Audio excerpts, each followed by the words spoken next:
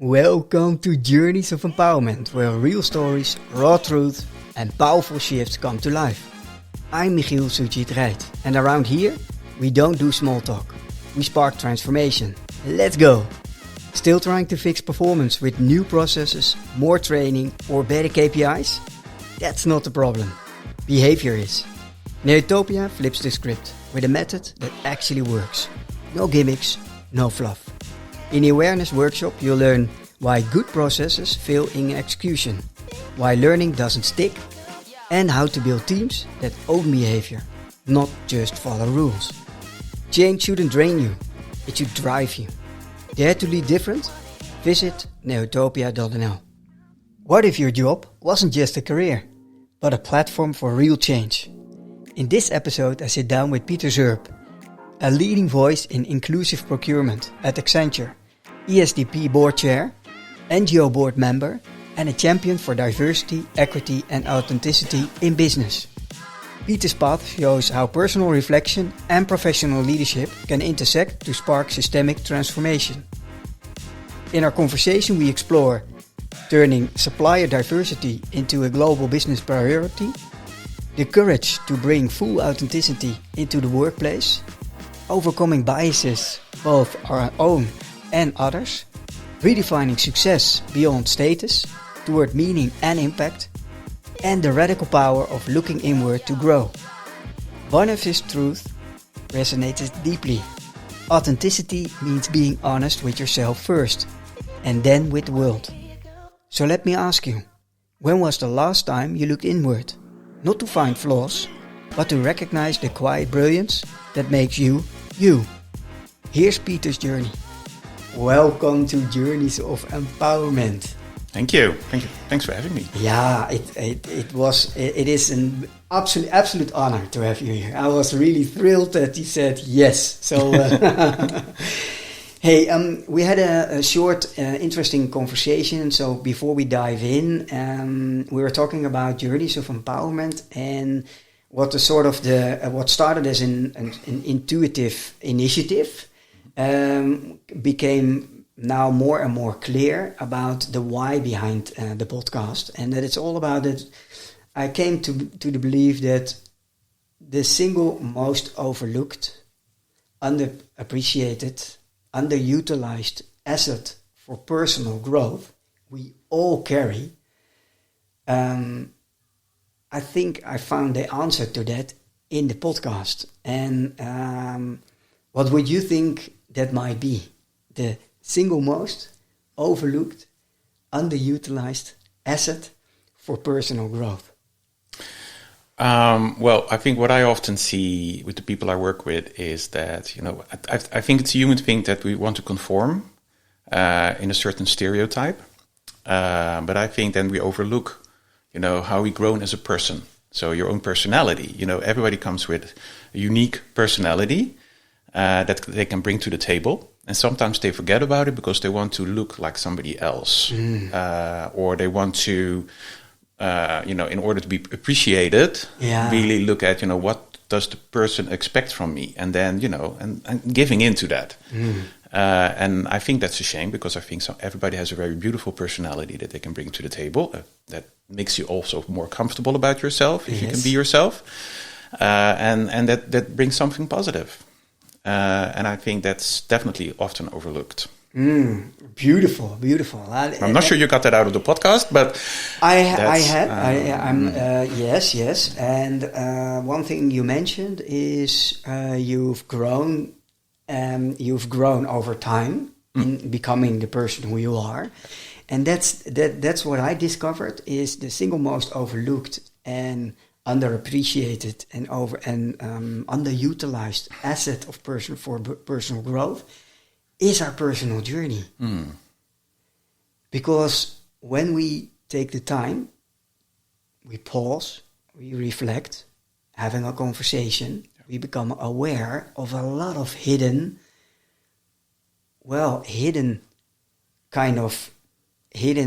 potential gold without knowing it. Yeah. So we tend to look outside, the next course, the next job, the next car, the next house, the next holiday, the next whatever, then we are something, or we feel something, or we grow something.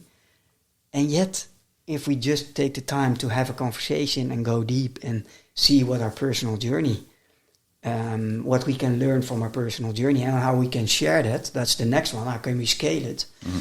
So I came to the believer, and if it's the single most important, I think it's one of the most important then assets for personal growth is our own personal journey we all carry. Yeah.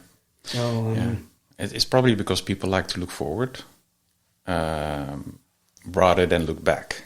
Yeah. Yeah. Reflection is always very important.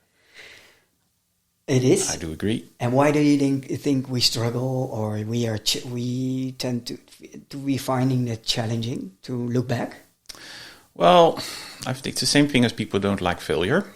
I always think, it's sometimes good to fail because you learn from it, and in order to learn from it, you have to reflect. Okay, this didn't go right. Why didn't this go right? How can it be better? Mm-hmm. And by being able to do that, you first have to look back. So I do agree with you that you have to think about what's your personal journey, what's your career journey, what went well, what didn't go well in life so far, first of all, not making the same mistake. No. Although sometimes we do. But also you learn from it, and it makes you a better person, I think. And it also, and that maybe comes back to what I thought it was, personality, is, you can also look about, but how do I act in a certain situation, and why do I act like that? Is because, that's who I am. It is my personality. So and sometimes it's a hidden. It's hidden, right? Yeah, and I think it's and that's what I mean with the overlooked. It's hidden. It's unconscious. It's maybe in your even in your implicit memory. We will come back to a certain moment in time where your implicit memory became very conscious, and I think the moment where we're going to talk about. Yeah. Hey, and Peter, but we already jumping in, of course, into a conversation about journeys of empowerment. But over to you. Of course, I made an introduction. People now listen to the introduction. But who are you? Gosh, who am I? Well, Peter Zerp. Yes. I live in Amsterdam, born in Rotterdam. But moved for love to Amsterdam. Married to my husband from Ireland. And we live in the center of Amsterdam with our lovely dog Maggie. So that's my personal situation. I work for a large consulting company, Accenture, now already almost 19 years. Done a lot of things, but my passion lies in buying, procurement. That's what my professional environment always was, procurement. But over the years, and thanks to Accenture as well, I got more involved into sustainable procurement, inclusive procurement, really moving inclusion and diversity to how you buy things, and working with entrepreneurs that have great innovative idea that they turned into a company that could actually become a supplier of a large corporation. And that's how we build our program, what we now call Supplier Impact and Development.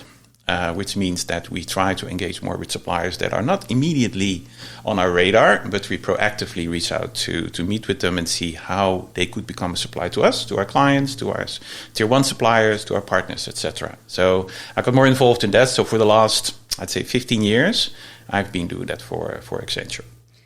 And can you give, without mentioning a name, give a specific example of a company that is in the sweet spot of inclusive buying?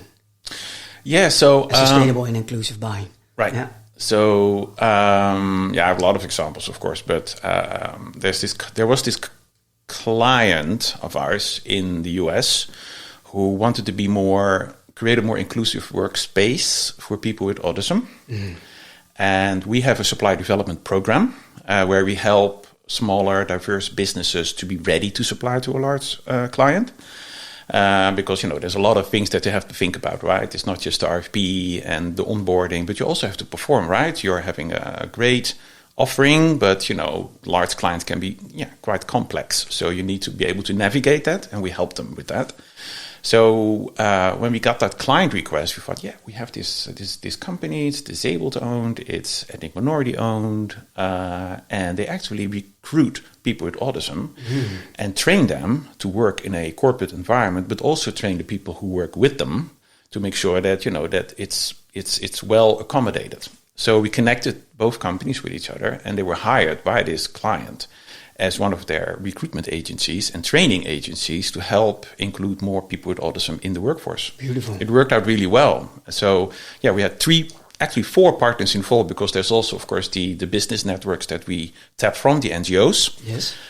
So there were four partners involved in this success story. And I thought it's amazing. We have so many of those success stories. And that's why you do it, right? It's about spending more with those businesses, but it's also helping the people in those communities, like people with autism, to participate in the economy, participate in society, feel better about themselves, because they are able to provide a living for themselves without any struggles. And that is one word you mentioned, community. That is something, when I think about you, and we met at a community, and I think the first time we met was at the DNNL event. The Dutch Narrative Lab. Yes, absolutely. We did. Yeah. And you can see you're thriving there. And when you're in a community and having all these conversations, you can see. Absolutely. I always think, if you're a buyer, and I've always been a buyer, you have to be curious. What I always say is, being in procurement, you have stakeholders, right? You have your internal clients within the company that you work with. And I always say that once you sign the contract with a supplier, you immediately start thinking, okay, but what's next? What's on the market? Because that contract will expire. Are you going to renew it, or are you finding better solutions? So you always have to look for the better solution. That you have to be curious, right? You have to be open. You have to have an open mind. And that is why I love supplier inclusion and diversity, or supplier impact and development, so much, because it gives you an opportunity to meet those entrepreneurs. You might not need them immediately, but it helps you. You will remember them. It helps you to remember them and say, okay, I met that company that actually provides what we're now looking for. So let's invite them to a request for information or request for proposal and see what comes out of that. And I think that's what I love about this. Yeah. That makes me strive, because I hear those entrepreneurs and they come up with some ideas, and I think, like, wow, how did you get there? How did you come to that idea and turn it into a company? It's always excites me. And how has that trait shaped your work in inclusion, innovation, and accessibility? It did, because when I started doing this, it was back in 2009. Showing my age here, I never heard of it. I heard of inclusion and diversity in the workplace, of course, but never about that we also can do it within our supply chains.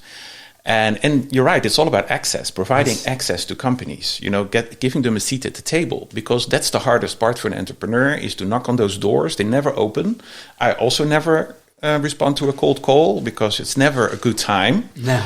And that's why I love this kind of work, because you are meeting each other at the right moment, at the right time, because you're both after the same thing. The entrepreneur wants to talk to you because they have this amazing idea they want to pitch to you, and you are the buyer who actually is at the event to meet those entrepreneurs that could be an asset to you. So you're both doing it at the same time, so you're both open to each other. And that helps, because that way you both remember each other when you need each other. Yes. Yeah, and the interesting part is that the part that you remember is not what people said, not what people did, but how you made them feel. Yeah, and you made them feel that they matter, yes. And that they could be included in your supply chain in this case. And, Yeah, that's beautiful. Yeah. And Peter, why is that, is inclusion for you so important? Where does that come from? Well, first of all, where it comes from, yeah. Of course, I come from communities myself. I'm from the LGBTIQ plus community, so I know, it can be a struggle, to be yourself, and I know how important it is that people don't care about it and just accept you for who you are, and actually don't even accept you, right? It's not about accepting; it's about you're just who you are. Yeah, that's it. It's about being. Yeah, it's about being. And also, and that's where we come to, where we met at DNNL, is that, I come to realize only later in life, because later in life that my father was from mixed race. So he originally from Suriname. My mother is white. They met each other, they got married, and they got two sons who are white. So I never really felt about that was a problem until in later life, when I started meeting those entrepreneurs, those businesses, and also hearing the struggles and the challenges, and I go like, I'm just lucky.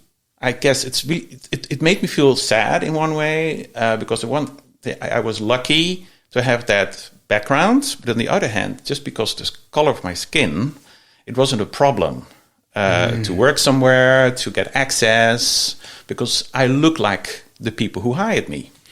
But what if it was the other way around? What if my mother was black and my father was white, and I would have a different skin color? Would I be accepted as well? And that made me wonder, okay, I need to maybe do a little bit more to help people get through that on both sides.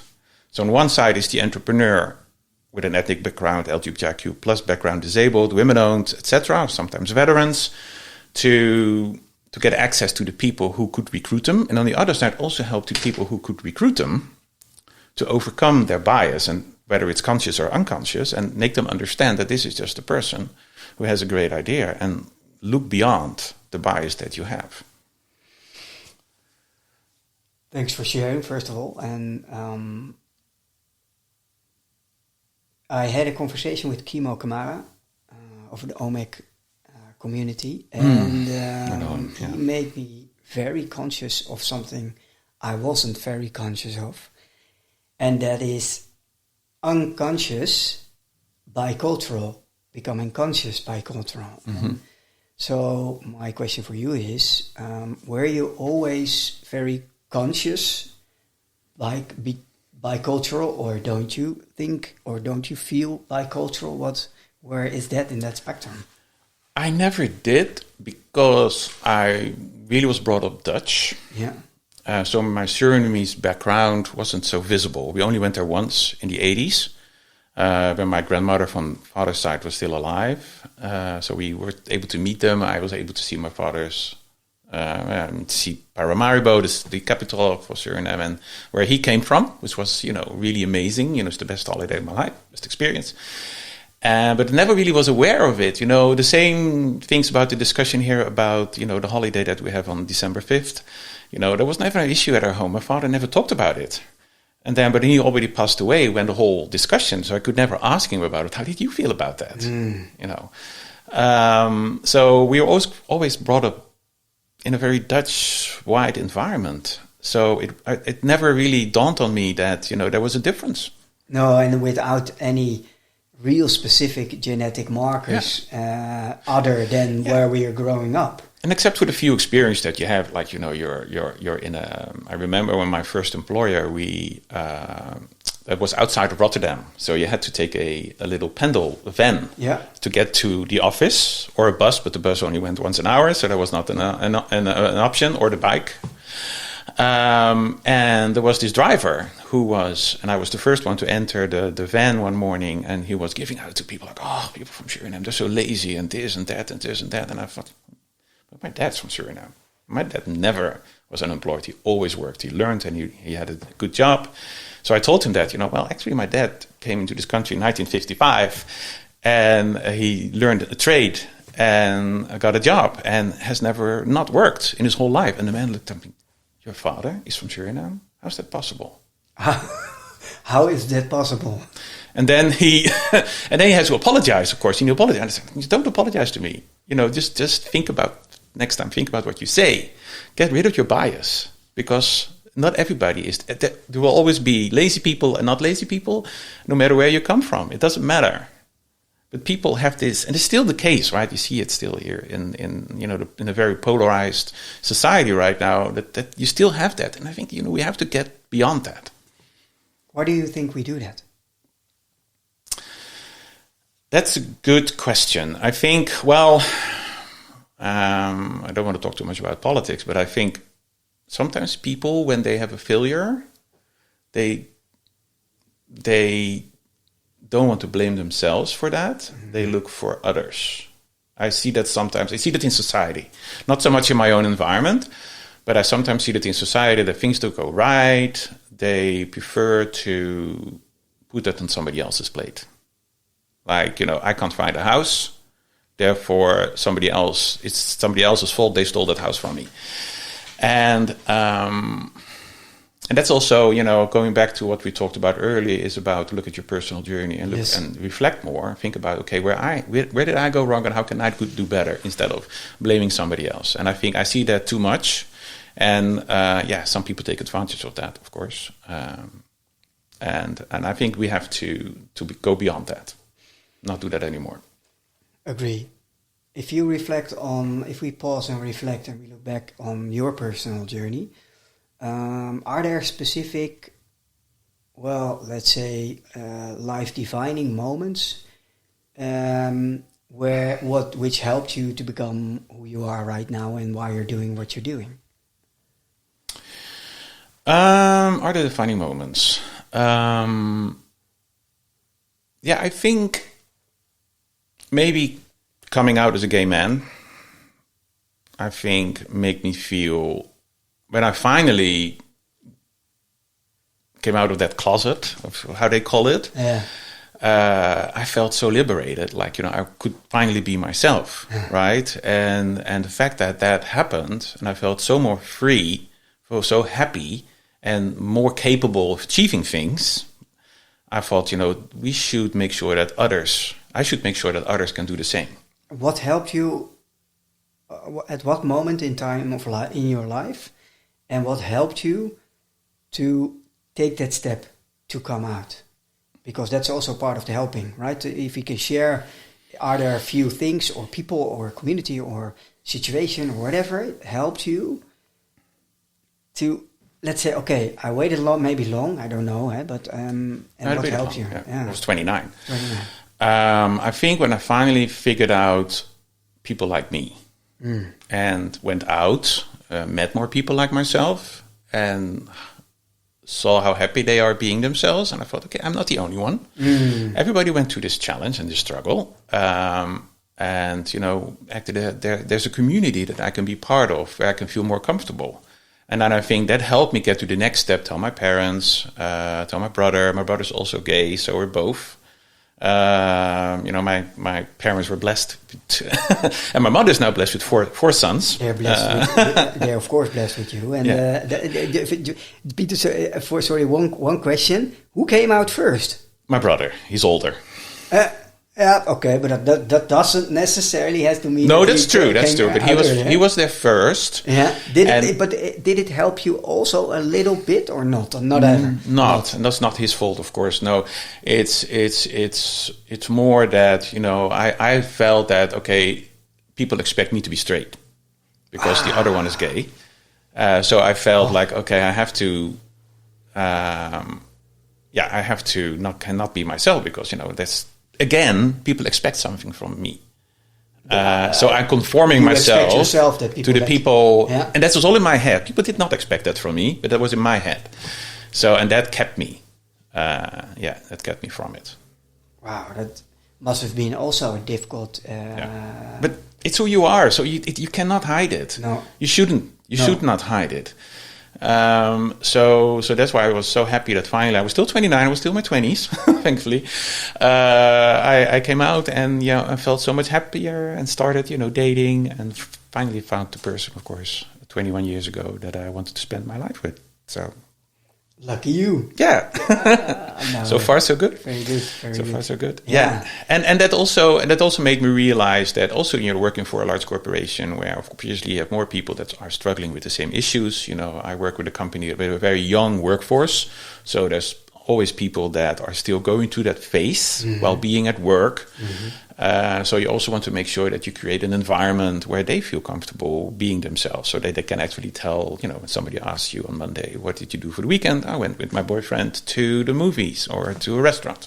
But you feel comfortable in saying that instead of saying, I went out. So that also inspired me to be part of that as well, to help others. Yeah. To feel comfortable to accommodate them, but not just persons from the LGBTIQ plus community, because we have so many more groups that also want to be included and feel comfortable being themselves. So, and being a buyer, I thought, okay, this is where I can make a difference, because this is what I know. I know how to buy things, so this is where I can make a difference. Yes, and so that's a life-defining moment for sure. It helped you. It helped yourself, but also by helping yourself, you are open to help a lot of other people who are going through, different stages of maybe coming out. And what are the other moments? There is a specific moment in time where we talked about in our pre-conversation, where you became all of a sudden very conscious of something which was unconsciously stored in the body. I think that was the moment when the king apologized. I think that's what you're referring to. And actually, my current boss had the same thing, and she also grew up in Suriname. And it was a time because my husband's Irish, so we were in Dublin. So I didn't see it live, and I wanted to see, because it was during Katie Kotti, and I wanted to see what happened, because I knew that this was going to happen. And then I looked at the news, and I saw him do it, and all of a sudden I started to cry. And I didn't know where that came from, because I really didn't expect it. I thought, okay, this is great. I'm going to apologize. The Prime Minister had done it. But I thought, this must be something unconsciously in me. Maybe like a liberating moment, like finally, this community is being recognized for the pain, the pain that's been done to them. And that's also way back part of my father's DNA. So it's part of my DNA. The fact that, my dad was, and it made me think as well, because my dad, of course, his mother was black, his father was white as well. And must be my great-grandparents must have been a slave.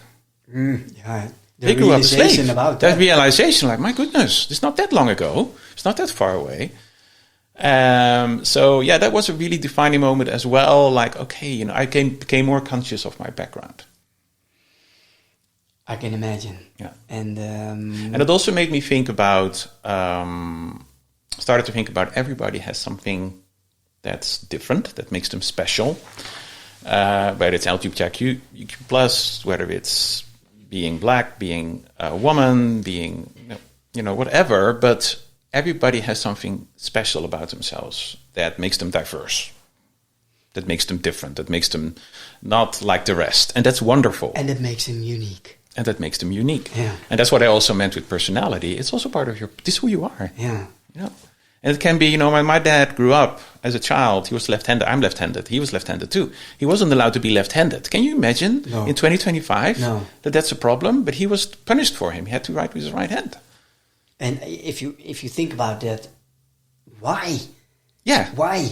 Yeah. Why should somebody write with the right hand if somebody is left-handed? Yeah. Why? Why does it matter? Who are we to determine how another person is going to, which hand is going to use for writing, right? And I hope that applies to everything else. Like, what does it matter if you have a different skin color? What does it matter if you have a beard or, come from a different community? It doesn't matter. Or sit in a wheelchair. You can do exactly the same stuff. Yeah, and in the achieve the same things. Yeah, agree. And so we had in our conversation briefly on this one. You were talking about recognizing hidden diversity as more than appearance, rooted in life experience. So it's really deep ingrained in us without knowing it. Yeah. And for you, I mentioned the book. Did I mention the book, or did I think I mentioned the book about It Didn't Start With You? Yes, you did. Yeah, It Didn't Start With You. I got it from Sasha Martina, and she was like, Michiel, I found a book, and it didn't start with you, and it's about also scientifically proven that generational trauma and also generational whatever happened is partly stored in the genes and in the genes, and is transferable. And I was like, wow, that was really, so I can imagine having that, feeling that reaction and feeling, and all of a sudden crying without even consciously knowing why. It's stored. I come to believe that it's stored somewhere in our body, in our nervous system. I think so too. Yeah. Because I definitely didn't see that coming. I thought, I was more excited initially, but then when you actually see it happen, I think that was the moment. And And you mentioned also, and I think, and you are a very curious person. How is curiosity helping you? It sometimes it can be a challenge as well, because I get too excited about things, and others go like, "Why are you so excited?" And because I love everything. I love but that's why I also love. I want to mention him, Ruben Brave, so much from the DNL, because he brings all those people to the stage, and just literally pushes them on stage. Like, tell your story, tell what you created. And that makes me excited. That makes me, that's where, I think you need to be open and curious, because, there's so many people with so many great ideas that can help us move into a positive direction.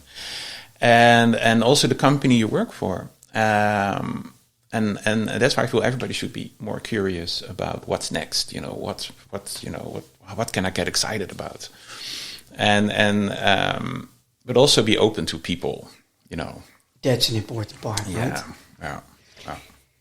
One thing I always, what I never like, what makes me even more determined is when people say, it's not yet, we're not yet there, we're not ready yet, we should think about this more. I go like, no, go for it.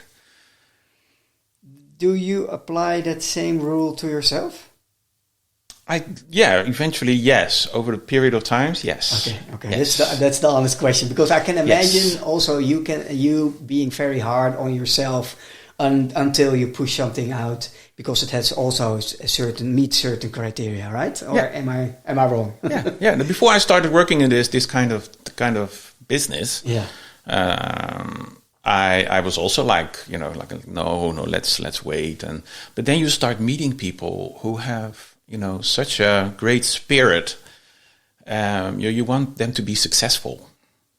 Why can't they be successful? But you have to give them a chance, right? So. Yeah. And that brings me on another question. How do you define success beyond professional achievements? I think that's a very good question. I think success is that you feel good about yourself. I wouldn't define it in your bank, how big is my bank account, how large is my house, how big is my car, and can I go on holiday 3 times a year more? It's more about, do I feel happy? And you can be happy working in a coffee shop or coffee bar, or you can be happy being the CEO of a large corporation. If that makes you happy, that's what's important. And that's how I would define success. But I wouldn't define it as, I need to have a bigger house, therefore I have to earn more money, therefore I have to, do everything I can to get there. If that's not possible, that's not part of your personality, that's fine. Just be happy with what you have, and you'll have a lovely life. That's how I would define success, a personal success. I would have loved that you said that we met, I think, 15 years earlier in your life, and you would have said specifically what you just mentioned at that moment in time to me, because it was all about high achieving and identity building, and I feel very much compassion, so I'm not judging or my own path, but it would have helped me a lot, because I thought, and also I expected, okay, you have to drive that car, you have to have that house, you have to marry in whatever we married, you have to go on holiday 3 times a year, and all those kind of things. You have to wear the next expensive watch, because then you are somebody. True. And it's also because the neighbor, the neighbor has it's a simple thing, right? The neighbor has a bigger car, so therefore I have to have a bigger car than he or she does. And why? it's the car will go away again. It's not important. It's how you stand in life and how you feel about yourself. That's much more important. Yeah. Let's go to communities. Which communities or initiatives are you involved in right now? So currently, so I'm not full-time involved anymore in supplier diversity. I moved a little bit to a different role at the company, but I'm still involved in some of the NGOs. So a very important part of being in supplier diversity or in supply inclusion and diversity is that you work with business platforms. We sometimes call them NGOs, non-governmental organizations, that provide us access to the businesses that we are looking for, so that it's easier to make a match and easier to talk to each other and hopefully eventually do business with each other. So one of them is the European Supplier Diversity Program, which we helped co-found. It's a corporate-led organization that has a database of the businesses, the diverse businesses. It's primarily ethnic minority-owned businesses across Europe. Yes. Currently Netherlands, Germany, France, but we're looking to go beyond that, be more visible in Europe. Also host events that do certification, because often we want to know, you're telling you're an ethnic minority-owned business, but are you really? Yeah, so, I saw it. A friend of mine, Kareem, is also certified. He's certified as well. Yeah, correct. Beautiful. So a lot of companies, because also they want to show that they're doing business with those companies and show it in their spend. But in order to do that, they have to 100% verify, and that's why we do the certification. So I'm the board chair of that organization. So I help them within the board to grow the NGO. I used to be also in the board of We Connect International, which is a global organization we also co-founded back in 2009. For women-owned businesses. So they're all across the world, building networks for women-owned businesses to help them connect quicker, faster, and more successful with corporate buyers. So I used to be in the executive committee for that as well. I'm also still very much involved in the European LGBTIQ plus Chamber of Commerce, EGLCC, which is an organization for that community, does similar work, being a network for those entrepreneurs to connect more with corporate buyers. So these are the organizations. And of course, I still love to collaborate with Ruben from Dutch New Narrative Lab, because I love what he's doing. He's doing a lot. He's very busy, but he's doing a good thing. And that's why I always, also from a personal motivation, want to help and support him with everything he does. So where I can also work with him. And when you say, I totally agree. Ruben is very driven in the mission he's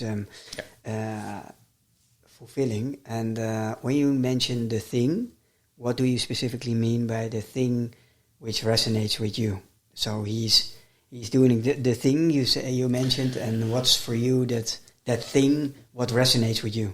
I think he's trying to change people's mindsets in being more open and inclusive. And he does it everywhere. I do it from a corporate perspective, of course, because that's my job. He does it everywhere. He's an entrepreneur. He's a social entrepreneur, a tech entrepreneur. He builds this network of entrepreneurs and businesses, but he also looks at policymakers. So he's very much involved in the people who actually make policies in The Hague, in the Netherlands, in the government. So he touches all those angles, and that's the thing that he does. I think his hands are in a lot of pies, because he sees a place where he can make that difference, that can help him to move his towards his ambition to build a more inclusive marketplace.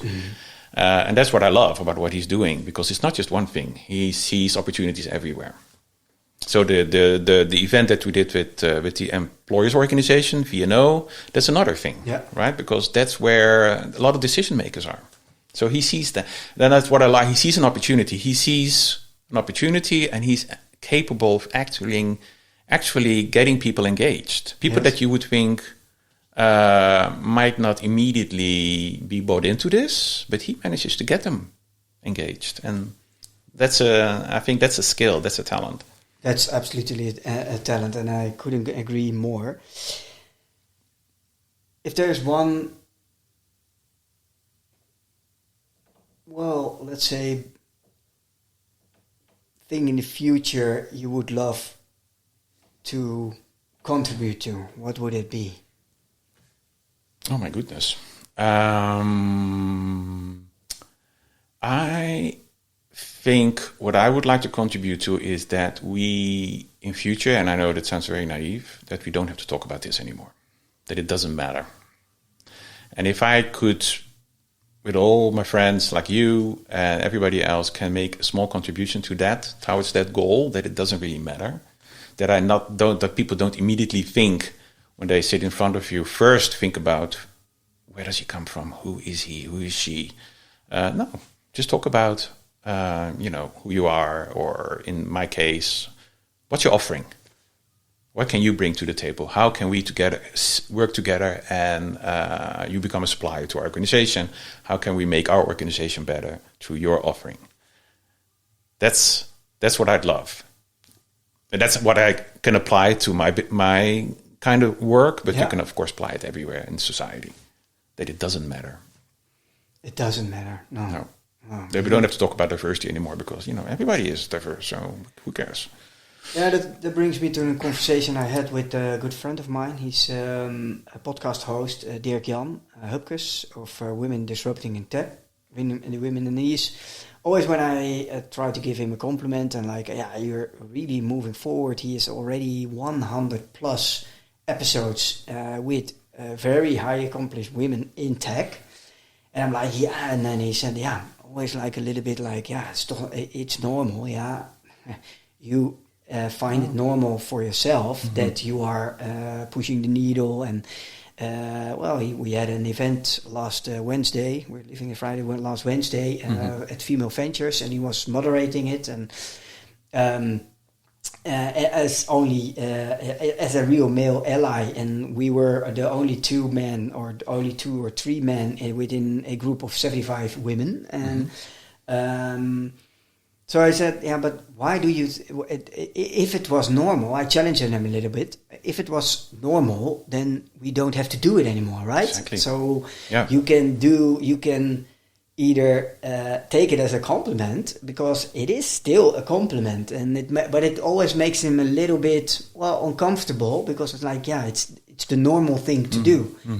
I wish it was. That's what we all say. That's what we all say. But up until now, it's still highly necessary. Also, if you look in the numbers when it comes to funding in women-led companies. That's huge. It's under the 2%. And I love to say that's 98% still to go. So it's a big potential. It's only 98%. It's only 98%. But it's the big gap and difference is clear. Absolutely right. And but it isn't normal. So that's true. And so I said, okay, let's maybe adopt an mission to make male allyship the new normal. And then by male allyship, the new normal, pushing the needle, and that it's not needed anymore. Exactly. So make it obsolete in 10 years. Male and female allies. Male and female. But do you think it's even... let's go back to inclusion.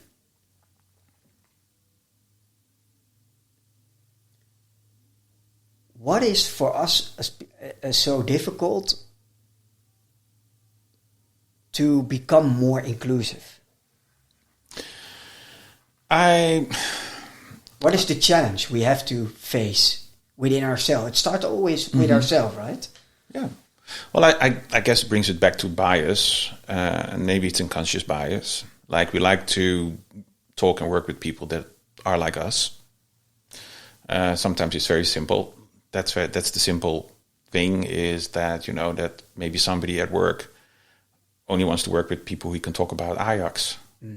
And if that person doesn't like soccer, I have no idea what to talk to him about then. And so I'd rather not talk to him then. And so I think that's it. Not having an open mind, like, maybe you don't always have to talk about soccer. You can also talk about basketball, or you can talk about a nice restaurant, whatever. So, but some people don't, because they feel if people not sharing the same interests, maybe don't look like them, maybe look a little different, they feel uncomfortable.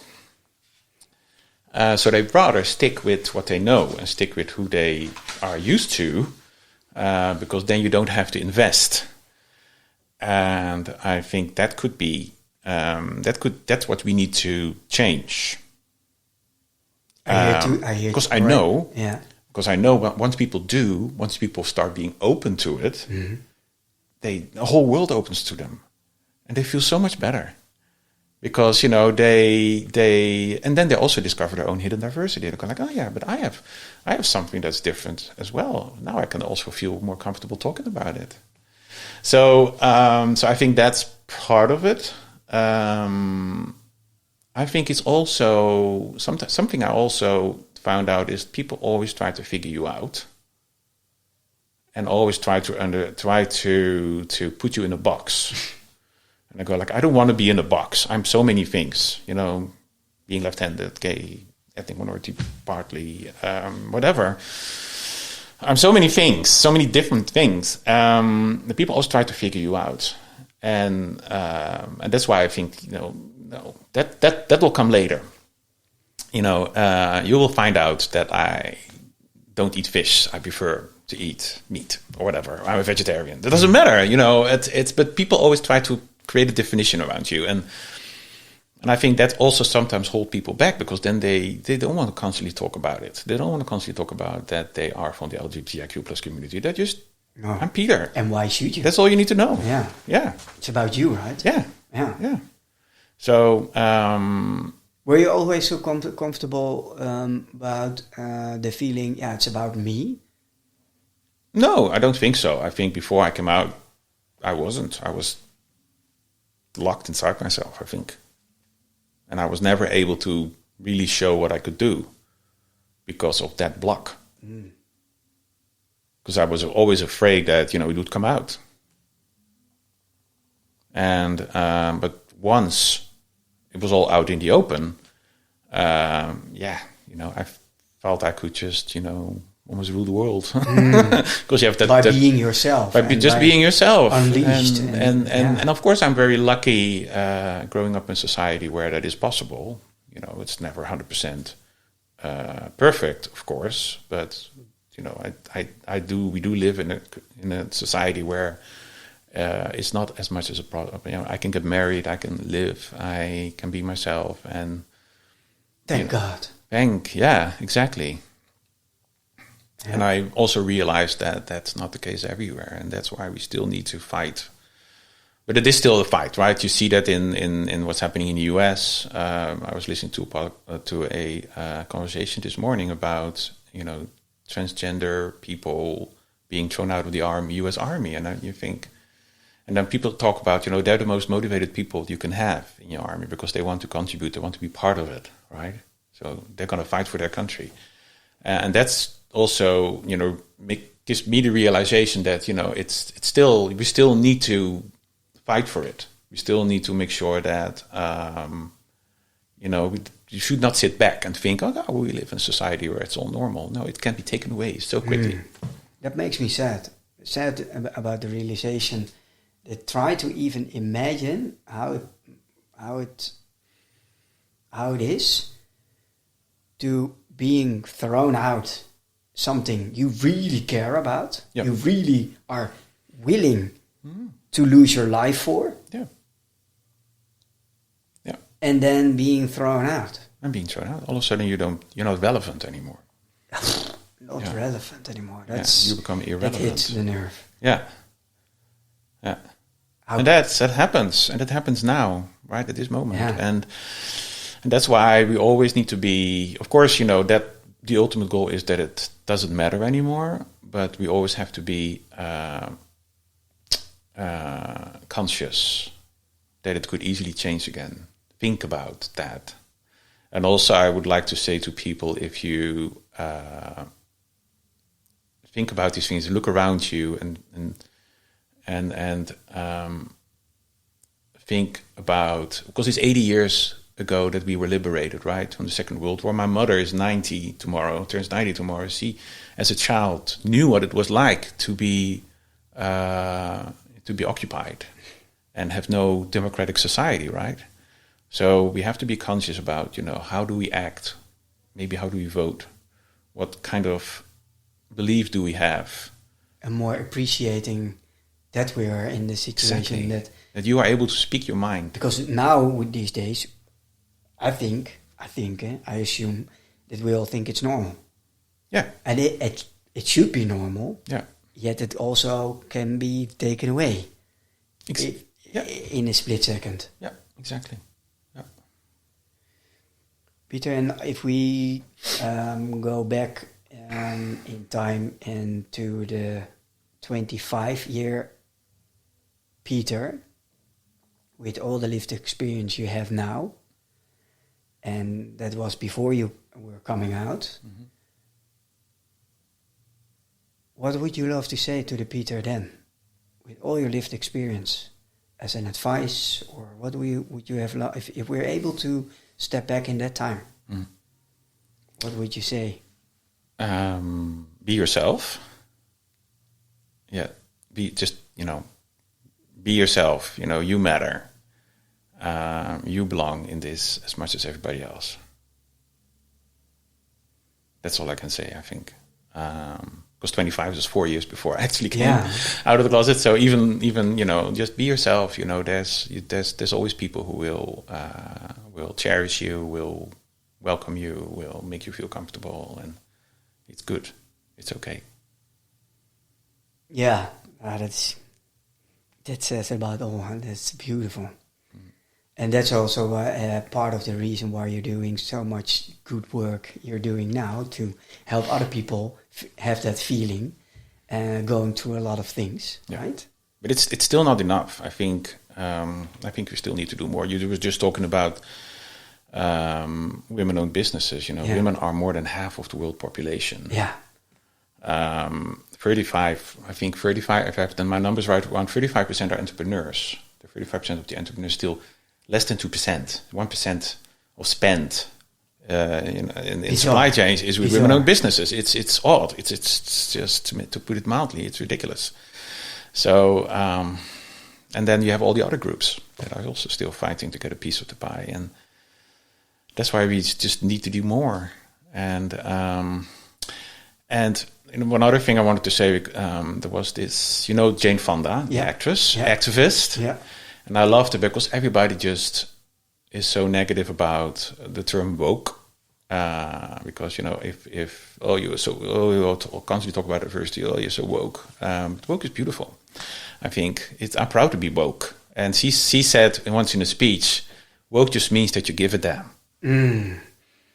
That's beautiful. Yeah. And I love that. Yeah. That was so powerful. It was on LinkedIn. I kept watching it over again. I thought, yes, you're right. This is why we're doing this.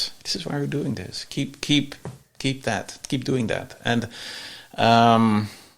that's what it is. You give a damn. Yeah. I think if we give a damn, sorry for swearing, about people, about other people, I think that's not a bad thing. Why is that a bad thing? Of course, how could it even be a bad thing? Why are we still discussing that? Yeah, why are we even talking about that? Yeah, because it's highly necessary. It's necessary and it shouldn't be an issue. Wow, we touched upon a lot of things. Building communities, advocating universal accessibility, prioritizing authenticity. But that's maybe one thing I think I would love to go a little bit deeper with you. What does authenticity mean for you? What is authenticity? Authenticity with me goes hand in hand, I think, with honesty. Being honest about yourself, but also being honest about what your intentions are. So be authentic about what you want to achieve. I think also a lot of people are not always. I find it very hard to show their true colors, and it could be by not being themselves, but it could also be by not really communicating what they want to achieve or what they want from you, or how they want to work with you, want to live with you. So I think authenticity is also about being more open and transparent about what is it exactly what you want to achieve, and let's see if we can do that together. Because if people constantly guess about what you mean, what you want to do, because you are afraid that they would judge you by it, because of it, you're never going to achieve it. Mm-hmm. No, true. but also we need a lot of psychological safe space to share even what we're not sharing at that moment. And I think authenticity also depends on how safe is the environment to be and to feel that you can be as authentic as possible, right? Yeah, but you also have to make sure that people know that you are open to that, right?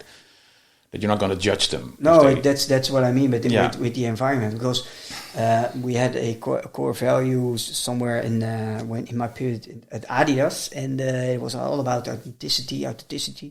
And one other thing was really German. It was really Gründlichkeit and Pudlichkeit and very result driven. And everybody was talking about authenticity, and I was like, okay, but how does that work? How can you be your authentic self if so much is all about and almost only about Gründlichkeit, Pudlichkeit, results and metrics and the numbers, and that's the only thing that matters? Where are we where's the human in the loop then? Yeah, no, exactly. Yeah, so I was always curious about. That brings you also to conformity, right? Yeah. We all want to be, we have to be in this box, and I think, but there's so many different avenues, there's so many different ways of achieving things, and you have to be more open about that. And to that. It is. Peter, I would love to round it up, and thank you very much for being here. You're very welcome. And if there is one wish for the coming 12 months you would love to share with us, what would that be? Wish for what? Wish for society. Oh gosh. We just had a government collapse here. So what would be my wish? It would be that people really think themselves about what happened in the last 12 months. So we're going back to the reflection and see, okay, this didn't go well. How can we turn things around in the next 12 months? And really think about, so I hope that people use that, think about that, and use that in how they're going to live and work and act in the next 12 months. And see how can we, there's a lot of negativity at the moment, a lot of negative things going on. And I hope that people start thinking about, okay, how can we change this negative into something positive? And how can we work on it together instead of walking away? Nothing to add. Thank you very much, Peter. You're very welcome. Thank you.